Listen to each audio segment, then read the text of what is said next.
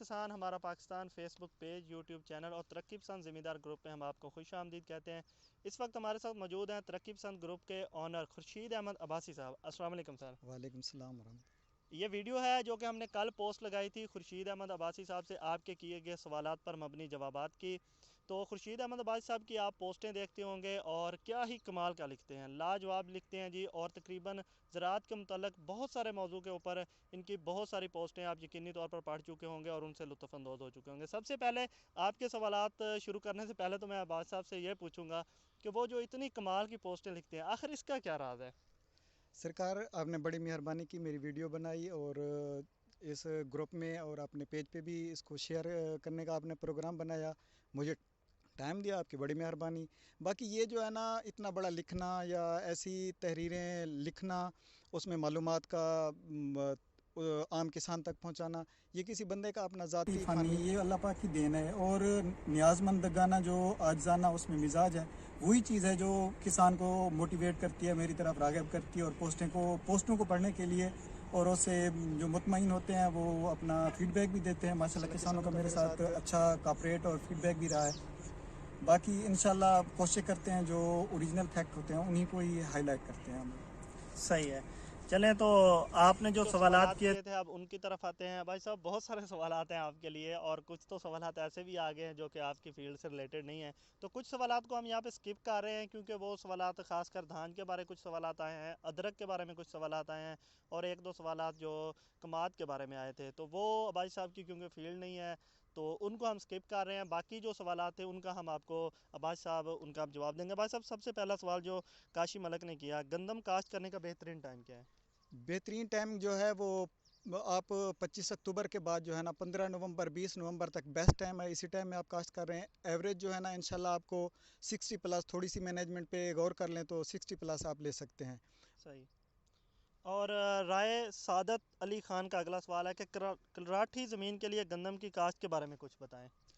اگر آپ نے ڈیٹیل ہی نہیں بتائی کہ کراٹھی میں آپ نے اس میں ساخت پن ہے، کلر کون سا ہے، اس میں وائٹ کلر ہے اور بلیک کلر ہے، اگر آپ اس کی تھوڑی سی ڈیٹیل بتا دیتے تو پھر ہم آپ کو بہتر گائیڈ کر سکتے ہیں۔ باقی یہ ہے، اس کے متعلق تفصیلی پوسٹ گروپ میں شیئر کر دیں گے۔ ٹھیک ہے جی، اچھا، اور آپ کے دوست عبد المنان جانی صاحب کا اگلا سوال ہے کہ کیم ادارے کا وجود کب عمل میں آیا، اب تک کتنی ورائٹیاں اپروو ہو چکی ہیں، اور سب سے اہم بات کہ کتنے فیصد رقبے پر کیم کی ورائٹیاں اس وقت کاشت ہیں؟ بڑی مہربانی جانی بھائی کی۔ 1985 میں میرے خیال میں اس کا قیام عمل میں آیا تھا، اور صحیح۔ یہ پنجاب یونیورسٹی کا ایک یوں سمجھ لیں چھوٹا سا شعبہ ہی ہے جس میں وہ زاولوجی پہ کام کرتے ہیں۔ باقی کوئی علیحدہ ڈپارٹ نہیں ہے، کوئی علیحدہ اس کی یہ ایک بس چھوٹا سا شعبہ ہی ہے جو کام کرتا ہے۔ باقی آپ نے جو ورائٹی کا پوچھا ہے تو CK-C1 بھی ان کی اپروو ہو چکی ہے، اور میرے خیال میں چند ہی دنوں میں جو ہے ان کی پنک فری بھی اپروو ہو جائے گی۔ ایریے کا یہ ہے کہ مجھے تو کنفرم نہیں ہے کتنے ایریے پہ لگی ہے، نہ ہی میں کیمپ کا نمائندہ ہوں۔ باقی یہ ہے کہ CK-C1 بہت اچھا پرفارم کر رہی ہے، انشاءاللہ سیگریگیشن سے نکل کے جو ہے نا پنک فری وہ بھی اچھا پرفارم کرے گی۔ بس اس میں یہی ایشو تھا سیگریگیشن کا، 3-4 پلانٹ آ گئے تھے عام کسانوں کے پاس، اس لیے تھوڑا وہ مایوس کر گئی ہے۔ باقی بہترین ہے، اس پہ پنک بھی نہیں آتی، یہ کنفرم ہو چکا ہے۔ اور پنک فری کا مطلب یہ نہیں ہے کہ اس پہ پنک کا کوئی ایک بھی جو ہے نا دانہ نظر نہیں آئے گا اس پہ، کیونکہ اس میں سینسر نہیں لگے ہوتے، اس میں جین ہوتے ہیں، جیسے جین کو ٹچ کرے گی وہ مر جائے گی، اور یہی پنک فری ہوتی ہے۔ صحیح ہے، بہت تفصیل کے ساتھ آپ نے اس کا جواب دیا ہے۔ اچھا، رانا حاجی نوید امین صاحب کا اگلا سوال ہے کہ سر معلومات دیں 60 من فی ایکڑ پیداوار کے لیے کون سا بیج اور کھاد استعمال کی جائے؟ بھائی جان، نیو اپروو میں جو آپ کا رسٹ فری ورائٹی ہو، آپ کوئی بھی لگا لیں نیو اپروو میں، جیسے اکبر ہو گئی، فخر بکھر ہو گئی، اور چند نیو لین میں 2511 بھی ہے، اور 16005 بھی ہے، یہ بھی آپ لگا سکتے ہیں۔ ایزیلی آپ 60 من پلس لے سکتے ہیں، تھوڑی سی مینجمنٹ پہ کہ شروع میں DAP بوران اور پوٹاش کا استعمال کریں تو 60+ آپ آسانی سے لے سکتے ہیں۔ صحیح ہے۔ اور زرائز احمد صاحب کا سوال تھا اگلا، کیا ریتلے ایریے میں جہاں پیاز کی بہت اچھی پیداوار ہوتی ہے وہاں ادرک کاشت کی جا سکتی ہے؟ ادرک کاشت کرنے کا طریقہ اور موضوع، وقت اور انویسٹمنٹ، یہ سوال سکپ کرنا تھا، خیر اب سامنے آ گیا تو میں نے آپ سے کر دیا ہے۔ بھائی جان، اس پہ تو ابھی جو ہے نا پاکستان میں میرے خیال میں انیشلی کام ہو رہا ہے کہ کس علاقے میں ہو سکتی ہے، کس ویدر میں ہو سکتی ہے، کہاں پہ ہو سکتی ہے، کس زمین میں ہو سکتی ہے، کیا کیا اس کو جو ہے نا کھاد پلان وغیرہ، یہ باقی ڈیٹیل جیسے کسی ادارے سے ملیں گی تو پھر ہم گروپ میں بھی شیئر کر دیں گے اس کو۔ صحیح ہے. محمد ساجد صاحب کا سوال تھا گندم میں یوریا چھٹے کی بجائے فلڈ کی جا سکتی ہے؟ بالکل، اور فلڈ میں بہتر ہے، اور یوریا کو فلڈ کرتے ہوئے ہمیشہ کوشش کریں کہ اس کے ساتھ سلفر ایڈ کریں، اور کوشش کریں کہ نائٹروجن میں جو ہے نا آپ گوارا کین گوارا استعمال کریں یا امونیم سلفیٹ، اور گندم میں جتنا آپ یوریا زیادہ نائٹروجن یوریا کی فارم میں جتنا زیادہ ڈالیں گے، آپ کا رسٹ کا اٹیک اتنا بڑھنے کا چانس بڑھ جائے گا. اچھا، اس سے انہی کا اگلا سوال ہے، اسی سوال کا دوسرا پارٹ ہے کہ چھٹا کی بجائے 1 کلو یوریا ٹوٹل 4 ٹینکی فی ایکڑ 4 سپرے کرنے سے 1 گٹو کے برابر فائدہ ہوتا ہے، کیا یہ حقیقت ہے؟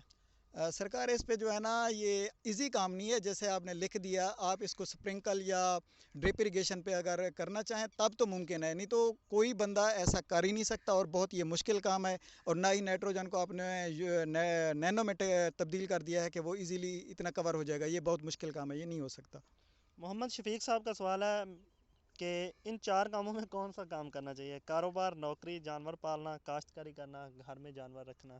جو آپ کو دلی اور اندرونی سیٹسفیکشن دینا، اسی کام میں آپ ترقی کر سکتے ہیں، اسی کام کو آپ اڈاپٹ کریں. باقی یہ وہ نکل گیا اس کام میں، وہ نکل گیا اس کام میں، تو یہ آپ کو سیٹسفیکشن بھی نہیں دے گا اور ترقی بھی نہیں کر سکیں گے. جو آپ کو دلی طور پہ سیٹسفیکشن کرے آپ وہی کام کریں. صحیح ہے.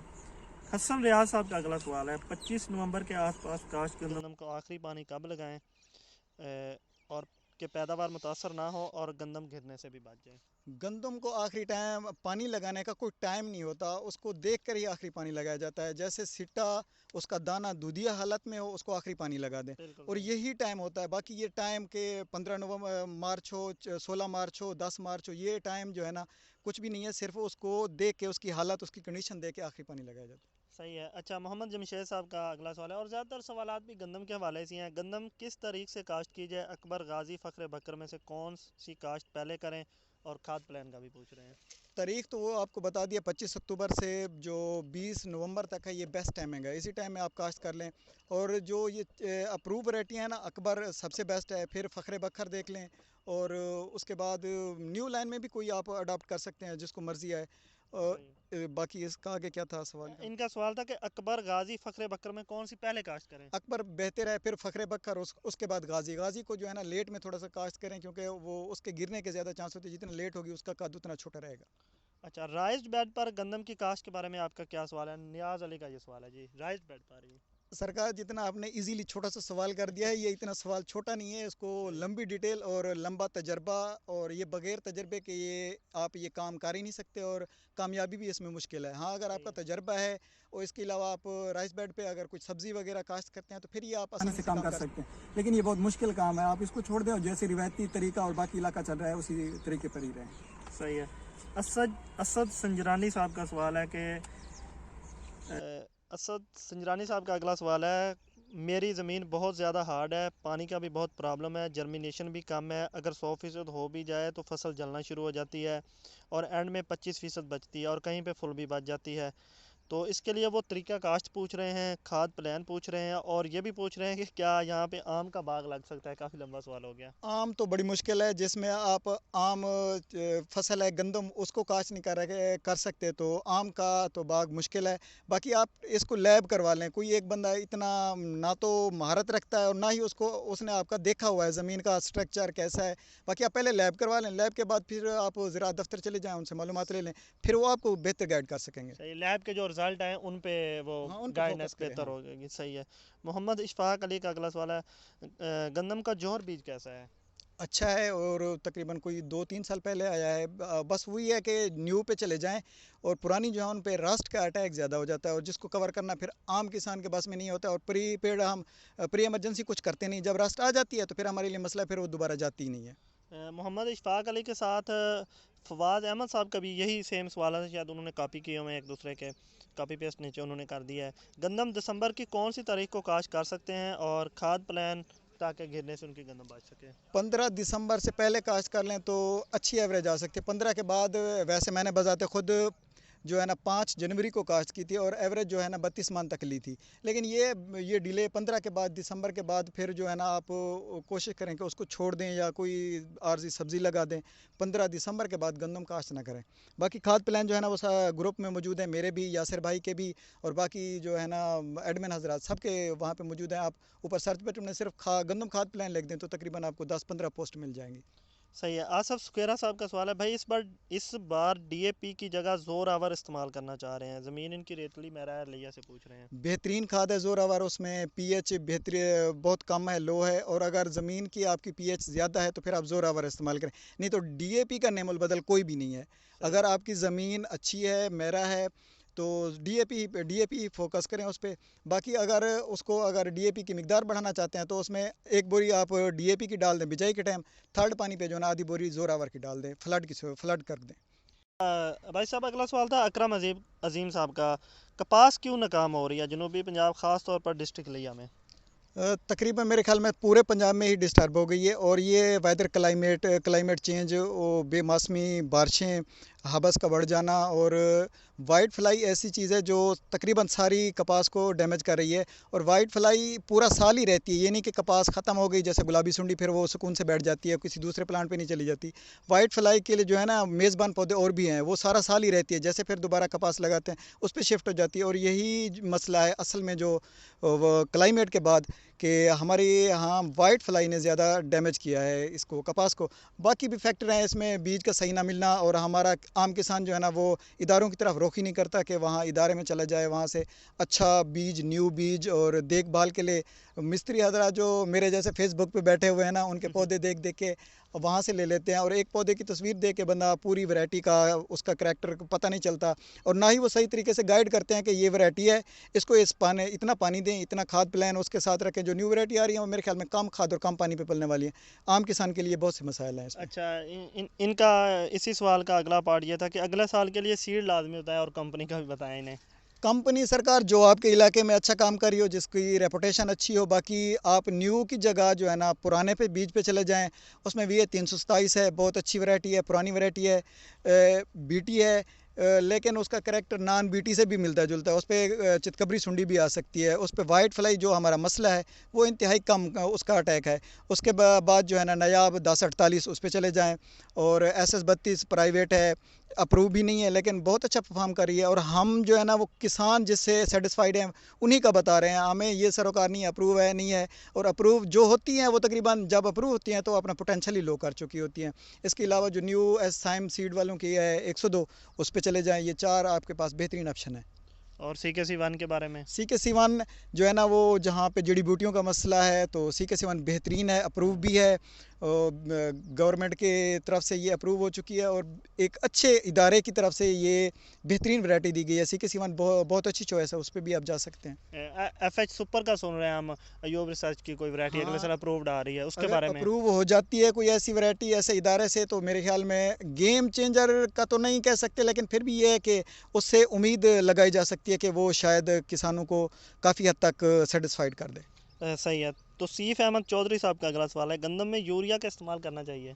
जितना हो सके यूरिया कम से कम इस्तेमाल करें। हाँ, यूरिया की जगह आप अमोनियम सल्फेट और गवारा पे चले जाएं, वो बेहतरीन ऑप्शन है। यूरिया जितना आप डालेंगे एक कद बढ़ेगा, उससे गिरने के चांस, और जितना ज़्यादा आप यूरिया देंगे उतना ज़्यादा रस्ट आने के चांस बढ़ जाएंगे। और अगला सवाल है साजिद हुसैन साहब का, गंदम की कौन सी वैरायटीज़ लगाएं? अकरम अजीम साहब का, जनूबी पंजाब के लिए गंदम की कौन सी वैरायटीज़ लगाएं? तो इस हवाले से काफ़ी सवालात ये मिलते जुलते थे, और आप वैरायटीज़ का काफ़ी तफसील से काफ़ी सवालों का जवाब में बता चुके हैं। अच्छा भाई साहब, सवालात तो सारे मुकम्मल हो चुके हैं। एंड में मैं आपका जो ग्रुप है, और माशाल्लाह काफ़ी बड़ा ग्रुप है आपका, अपने ग्रुप के मेम्बरान के लिए, आपके फॉलोअर्स के लिए आपका क्या मैसेज है? हाँ, मेहरबानी है उन दोस्तों की, उन अहबाब, उन मेम्बरान की जो मुझसे मोहब्बत करते हैं, प्यार करते हैं। और बाकी ये है कि मैं कोई इतना लंबा चौड़ा पढ़ा लिखा भी नहीं हूँ, सिंपल सी BS साइकोलॉजी की हुई है। बाकी ये मैंने फील्ड में जाके ख़ुद काम किया है, ख़ुद अपने तौर पे मैंने अपना ये शोबा चॉइस इसी में आया हूँ। मैंने ज़ाती तौर पे काश्तकारी की साइड ली है। बाकी BSc साइकोलॉजी के बाद मैं किसी और साइड पे भी जा सकता, लेकिन दिली सेटिस्फेक्शन और मेरा ख्याल था कि मैं इसी साइड पे ही रहूँ, और मेरे वालिदैन का भी यही पेशा है, और अल्हम्दुलिल्लाह इस शोबे में मुझे कामयाबी मिली है।